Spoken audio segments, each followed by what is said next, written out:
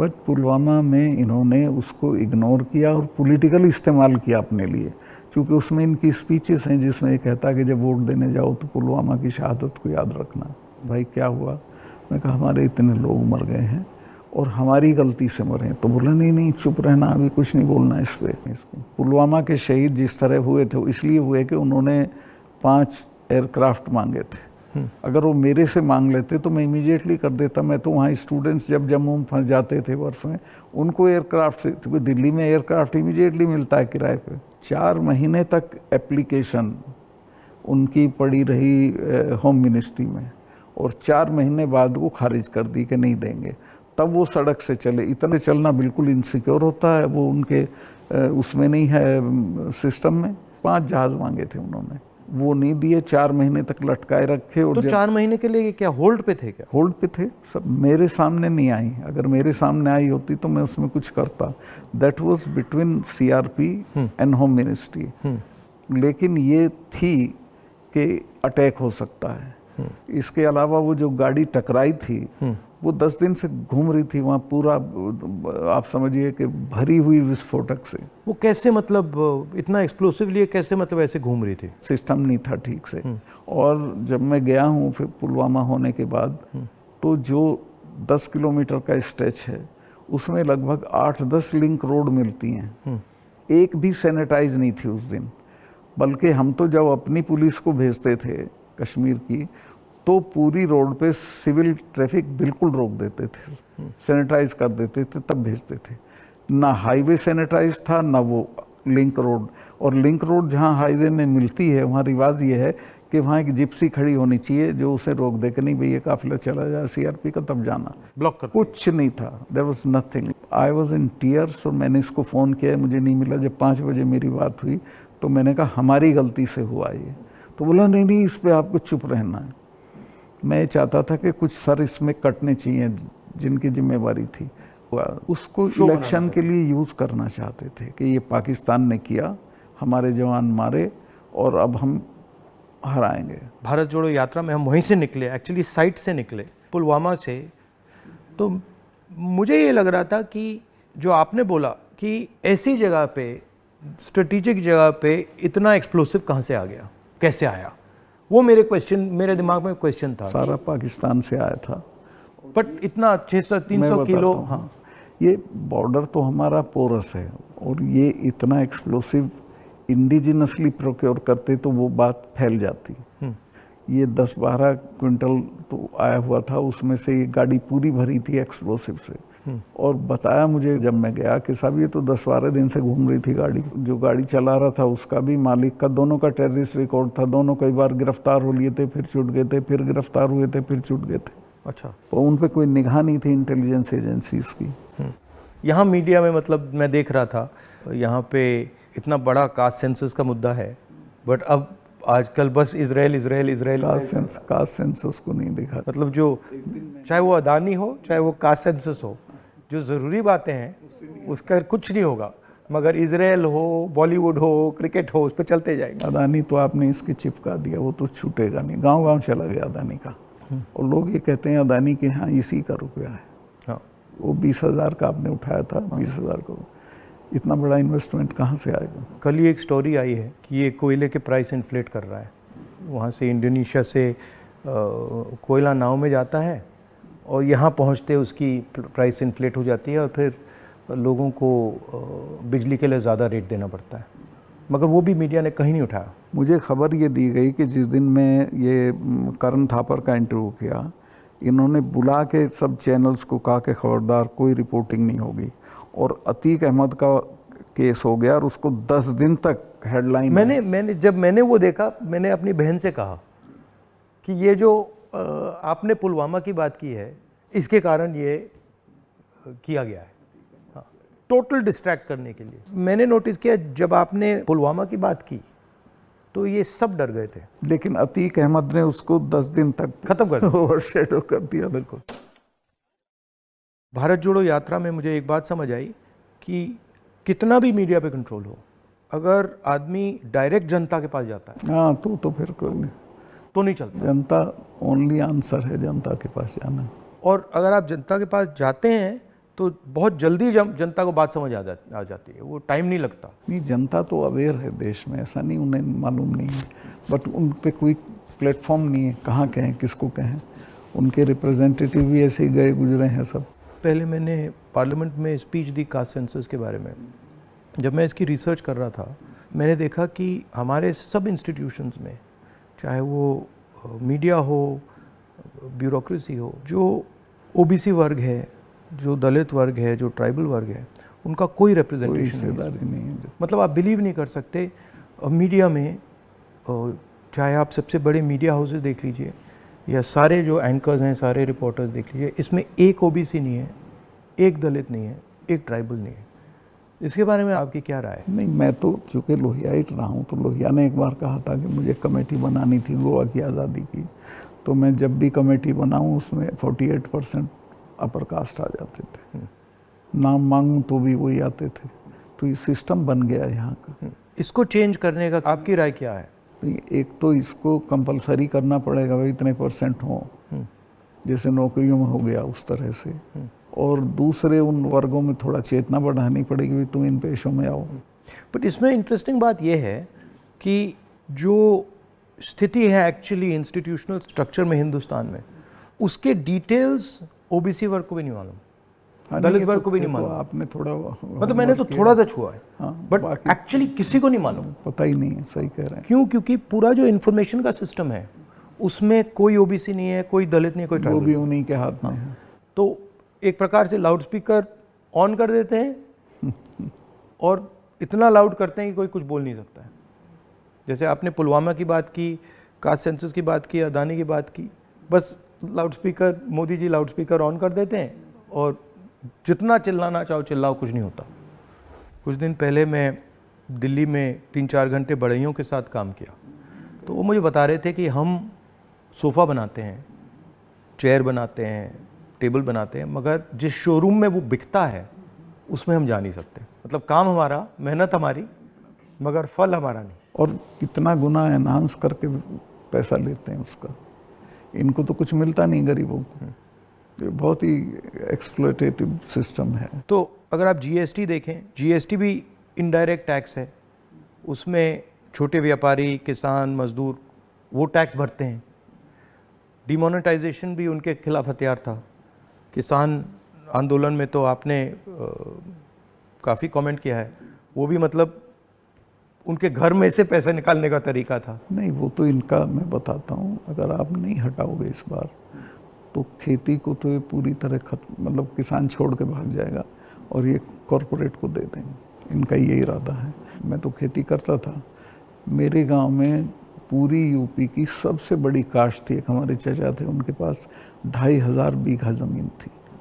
और आज मैं जाता हूँ तो सब के लड़के शहर में आ गए हैं, क्योंकि एजुकेशन नहीं है, हेल्थ सर्विसेज नहीं है और सिक्योरिटी नहीं है, तो वो बटाईदार को देके वो धीरे धीरे ख़त्म हो जाएगी खेती। खेती को ख़त्म करेंगे, फौज ख़त्म करी दी से ये ला के अग्निवीर में कौन इतने से अरसे के लिए अपनी जान देगा।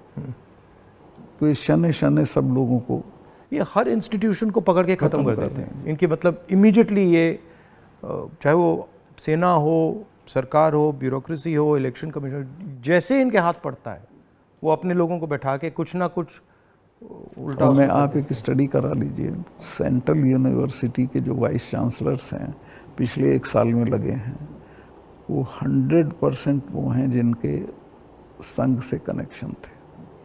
उसके बिना आप कोई नौकरी नहीं पा सकते हैं आज, और सेंट्रल यूनिवर्सिटी की तो बिल्कुल नहीं पा सकते हैं। जो इंटर कॉलेज के प्रिंसिपल होने लायक भी नहीं थे, वो वीसी लगे हुए हैं सब जगह। मतलब इनका शिक्षा का सिस्टम नहीं रहा, अब कंट्रोल का, माइंड कंट्रोल का सिस्टम बनाने की कोशिश। आपके मुताबिक इम्प्रूवमेंट लाने का क्या तरीका है? देखिए, सबसे बेसिक सवाल है कि किसान को उसकी फसल का दाम सही नहीं मिलता है और उसके चलते वो हर साल गरीब होता जाता है। जो एक फसल का दाम पिछले साल था, खाद का और बाकी चीज़ों का जो दाम था, उसकी तुलना में इस साल में और फ़र्क हो जाता है। तो उसकी परचेजिंग पावर हर साल कम होती चली जाती है और उसे पता नहीं चलता। ही डजंट नो कि मैं गरीब हो रहा हूँ, लेकिन वो गरीब हो जाता है क्योंकि उसके जितना 1 मन गेहूं में पिछले साल खाद खरीद सकता था, इस साल नहीं खरीद सकता, इस साल ज़्यादा गेहूं देना पड़ेगा। तो वो जो उसकी परचेजिंग पावर कम होती है उसको एहसास ही नहीं है, पता भी नहीं चलता है। तो वो तो मैंने देखा जब पब्लिक मीटिंग्स में बताते तो कहते हैं हमें तो पता ही नहीं था ये। मैं कहा भाई तुम्हें पता ही नहीं, तुम गरीब हो रहे हो। तो उन्हें सुन के बुरा लगता है। फिर मैं समझाता हूँ, बताओ पिछले साल इतने गन्ने में कितना सामान खरीदते थे, इस साल कितना खरीदते हो। तो सबसे पहले है कि जो पैरिटी ये है एमएसपी इसको लागू करना चाहिए।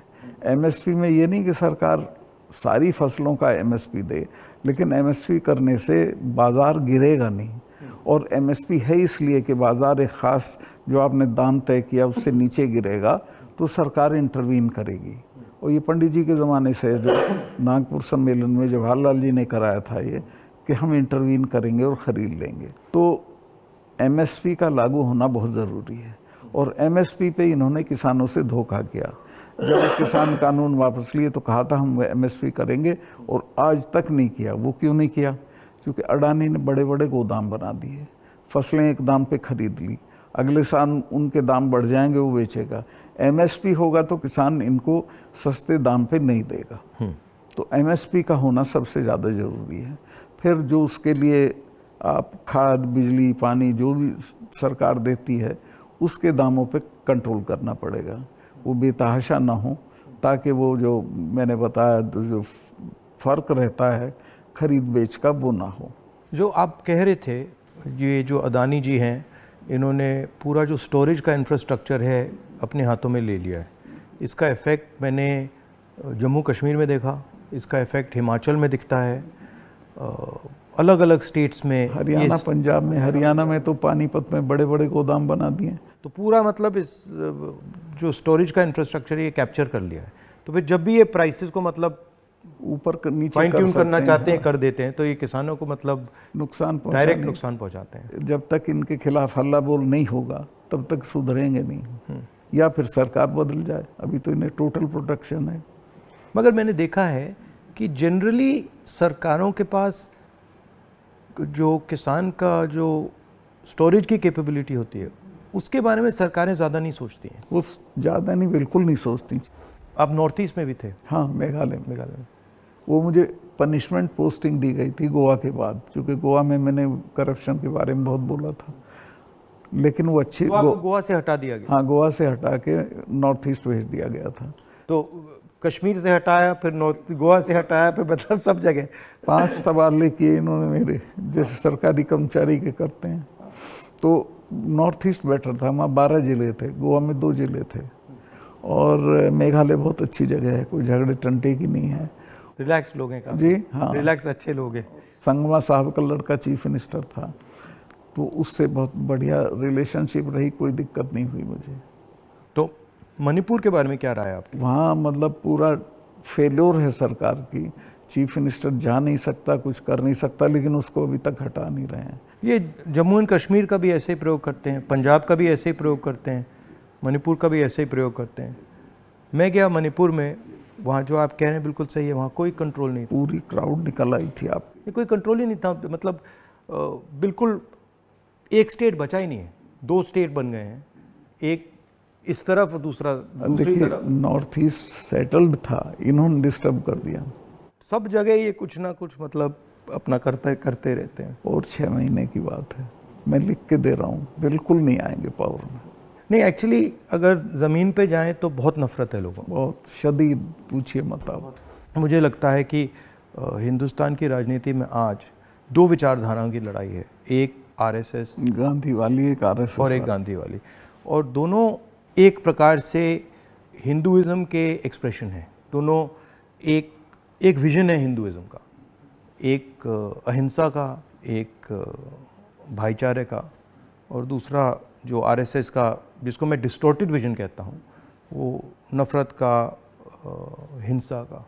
तो इस फाइट के बारे में आप क्या सोचते हैं? मेरा यही सोचना है कि हिंदुस्तान कंट्री के तौर पे तभी सरवाइव करेगा जब वो लिबरल हिंदुइज्म के रास्ते पे चलेगा, जो गांधी का विजन है। गांधी ने ऐसे ही नहीं कहा था, गांधी ने इस देश को जितना समझा था किसी ने नहीं समझा था। वो गांव-गांव गए थे, जगह जगह गए थे, और वो इस नतीजे पहुंचे थे कि नहीं, बाकी बातें बेकार हैं, ये ठीक है रास्ता। तो हिंदू का जो लिबरल हिंदू थॉट है वही रहेगा तो देश सरवाइव करेगा, वो टुकड़े टुकड़े हो जाएगा अदरवाइज। और ये कोई राजनीतिक बात नहीं है, मुल्क के अस्तित्व के लिए ज़रूरी है कि हम मिलजुल के रहें, एक दूसरे के साथ रहें, झगड़ा ना करें।